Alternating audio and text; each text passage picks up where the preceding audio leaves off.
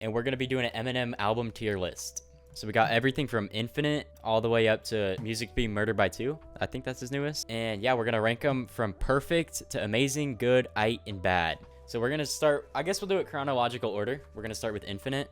Infinite's got some bangers on it. It's got 313, the song Infinite, It's Okay. It's a broke day, but everything is okay. I'm going to put it straight into amazing. I know that might be a hot take, but it's got some crazy, like, double entendres. The song 313 especially, it's amazing, the songwriting. You can tell Eminem wants it. So yeah, he has that hunger. I'm putting it amazing. After that, you got Slim Shady LP. I have it on vinyl, actually. Let me go grab it. I have it right here in vinyl. I love this album. Yeah, I absolutely love that album. When I first heard it, I was probably 15, 16 maybe. I think I heard As the World Turns, and that storytelling was amazing. Completely caught me off guard because I've never heard music like that. I'd only heard like trap. You know, that was kind of like the late 2010 era where everyone was putting 808s that all sounded the same.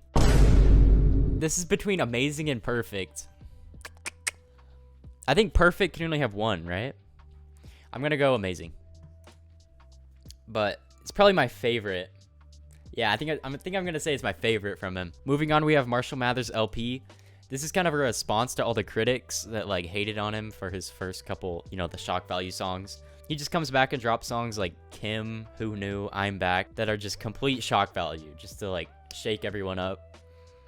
I loved that. You can't make it through a whole song without getting caught off guard, even when you expect it. I'm going perfect. I think it's his best album. It really feels like a response to the people telling him to tone it down. He just wanted to go up even crazier. That's what's so awesome about it to me. Like, he didn't cave in like most artists do to the industry. Right after that, he drops the Eminem Show, which is arguably better to most people.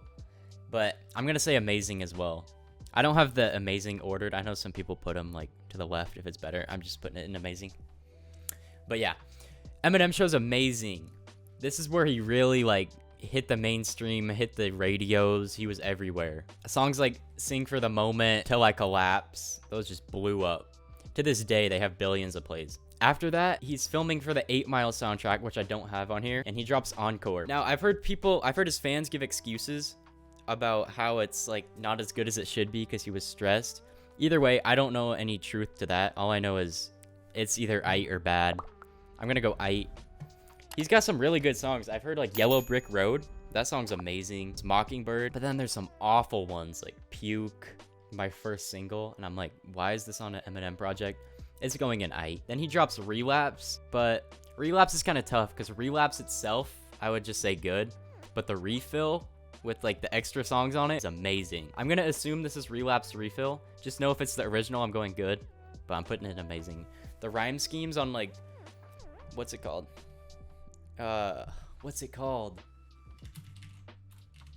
rhyme schemes on Stay Wide Awake. I think it's the last verse, maybe the second verse, I don't know. Crazy. Like every word rhymes. If you haven't seen a video breaking down the rhyme schemes to that, I strongly recommend it. The whole thing is just color coded. It's amazing. And then after that, he drops Recovery. I think he said he didn't like Relapse as well because of the accents. So he comes to Recovery. It's more of a pop album. He's got like Spacebound, Cold Wind Blows. He kind of goes back to his old shock value in that song.